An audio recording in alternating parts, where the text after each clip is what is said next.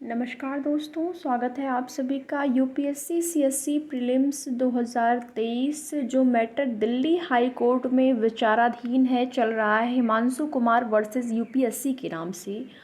उसी केस के संबंध में डिस्कस करेंगे, जो कि यहाँ पर जिसमें अभ्यर्थियों की मांग है प्री रिज़ल्ट रद्द करने को लेकर और साथ ही साथ आंसर की जारी करने को लेकर।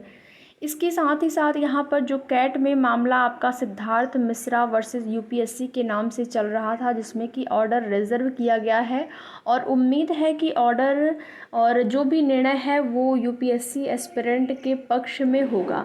लेकिन अभी तक जो ऑर्डर रिजर्व हुआ है वो जारी नहीं किया गया है। इस वजह से अभ्यर्थी इंतज़ार कर रहे हैं कब तक जो है ऑर्डर जारी होता है, क्योंकि उसके बाद कहीं ना कहीं जो भी चीज़ें होंगी फिर एक क्लियर रास्ता मिल जाएगा क्या करना है। तो इंतज़ार किया जा रहा है, उम्मीद है कि बहुत जल्द ही वो रिज़र्व ऑर्डर जो है वो जारी किया जाएगा। इसके साथ ही साथ ग्राउंड प्रोटेस्ट की बात करें तो अभ्यर्थी बिल्कुल तैयार हैं 24 जुलाई से ग्राउंड प्रोटेस्ट को लेकर, जिसमें कि और माध्यम से भी अभ्यर्थी लगातार प्रयास कर रहे हैं। राजनीतिक पार्टियों से भी मुलाकात उनके द्वारा की जा रही है, जिससे कि मामला जो है उनका हाईलाइट हो और जल्द से जल्द उनको न्याय मिले। सी सेट कट ऑफ कम करने को लेकर जो अभ्यर्थियों की मांग है उसमें अभ्यर्थी ज़्यादा जुड़ रहे हैं। बाकी री एग्ज़ाम को लेकर भी अभ्यर्थियों की मांग है कि री एग्ज़ाम कराया जाए, जीएस पेपर 1 और पेपर 2 दोनों का। तो मांग तो अभ्यर्थियों की चल रही है, लेकिन देखना ये होता है कि कौन सी मांग पूरी की जाती है, री एग्ज़ाम कराया जाता है या फिर सी सेट कट ऑफ कम किया जाता है। तो अगर री एग्ज़ाम कराया जाएगा तो पूरा का पूरा रिज़ल्ट ही रद्द करके पुनः से परीक्षा, फिर पुनः से रिज़ल्ट। तो देखिए यूपीएससी का जो भी जवाब रहा है अभी तक आपने देखा होगा, यूपीएससी का यही जवाब है कि रिज़ल्ट, वैसे जवाब तो बहुत सारे यूपीएससी ने दिए हैं, जिसमें कि एक ये भी उसके द्वारा कहा गया है कि जो प्रीलिम्स क्वालिफाई किए हुए कैंडिडेट्स हैं उनका भी जो है रिज़ल्ट प्रभावित होगा अगर यहाँ पर सी सेट की कट ऑफ कम होती है। तो बहुत सारी चीज़ें हैं। बाकी यहाँ पर बात करने वाले हैं हिमांशु कुमार वर्सेस यूपीएससी के मामले में। तो हिमांशु कुमार वर्सेस यूपीएससी के मामले में यूपीएससी ने दिल्ली हाई कोर्ट में जो जवाब लगाया था, जो रिप्लाई दिया था, 12 पन्नों का रिप्लाई यूपीएससी के द्वारा दिया गया था, जो कि 18 जुलाई की डेट में दिया गया था, जिसमें यूपीएससी ने कहा है कि ये मामला जो है वो दिल्ली हाई कोर्ट के जुरिस्डिक्शन के बाहर का है। दिल्ली हाई कोर्ट, सब मिलाकर देखा जाए तो यूपीएससी नहीं चाहता है कि इस मामले को दिल्ली हाई कोर्ट सुने, इसलिए उसने कहा कि दिल्ली हाई कोर्ट के जुरिस्डिक्शन के बाहर का है।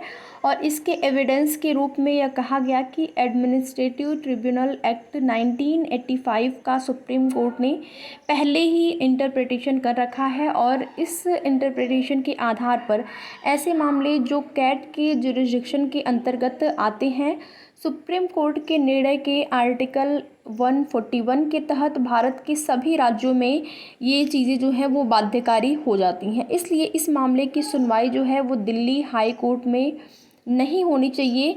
वहीं एडमिनिस्ट्रेटिव ट्रिब्यूनल एक्ट के सेक्शन 14 के आधार पर इसे जुरिस्डिक्शन पावर और अथॉरिटी में यह स्पष्ट रूप से उल्लेख भी किया गया है कि ऐसे मामले जो हैं वो कैट के जुरिस्डिक्शन के अंतर्गत आते हैं।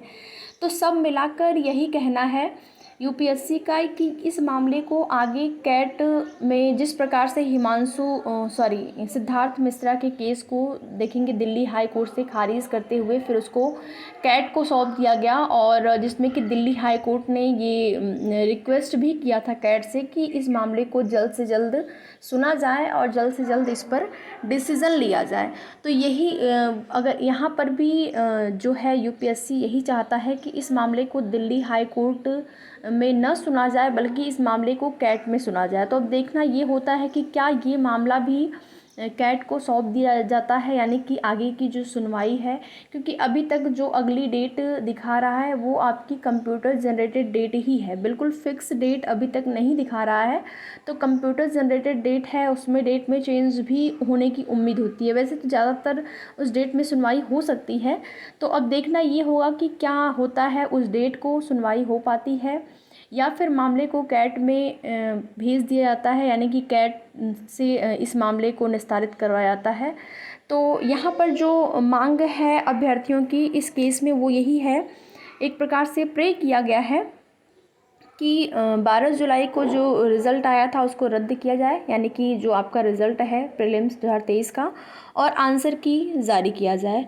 तो इस मुद्दे पर लेकिन कोई भी आर्गूमेंट पेश नहीं किया गया है यूपीएससी की तरफ से। जो रिज़ल्ट रद्द करना या फिर आंसर की जारी करना, इसको लेकर तो कुछ नहीं कहा गया है। हाँ, बस यूपीएससी का यहाँ पर सब मिलाकर कई ऐसी दलील यूपीएससी ने दी है जिससे कि साफ ये यहाँ पर चीज़ें स्पष्ट होती हैं कि यूपीएससी बिल्कुल भी अभ्यर्थियों के हित में, या फिर अगर यूपीएससी को अभ्यर्थियों की बात माननी ही होती तो फिर अभ्यर्थियों को कोर्ट जाने की ज़रूरत ही नहीं होती, चाहे वो कैट में जाए या फिर दिल्ली हाई कोर्ट में या फिर सुप्रीम कोर्ट में, या फिर अन्य जो राजनीतिक पार्टियों से अभ्यर्थी मुलाकात कर रहे हैं उसकी ज़रूरत ही नहीं पड़ी होती अगर यूपीएससी ने मांग को पूरा कर लिया होता।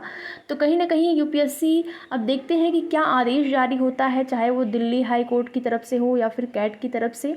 तो आगे की जो भी जैसी भी सूचना मिलती रहेगी आप सभी को उसकी जानकारी समय समय पर इस चैनल के माध्यम से दी जाएगी। तो एक छोटा सा निवेदन, आप लोग चैनल को सब्सक्राइब कर लें आगे की ज़रूरी और महत्वपूर्ण सूचना के लिए, जिससे कि आप लोग अवगत हो पाएंगे। और वीडियो को लाइक शेयर, वीडियो में लास्ट तक बने रहने के लिए आप लोगों का बहुत बहुत धन्यवाद।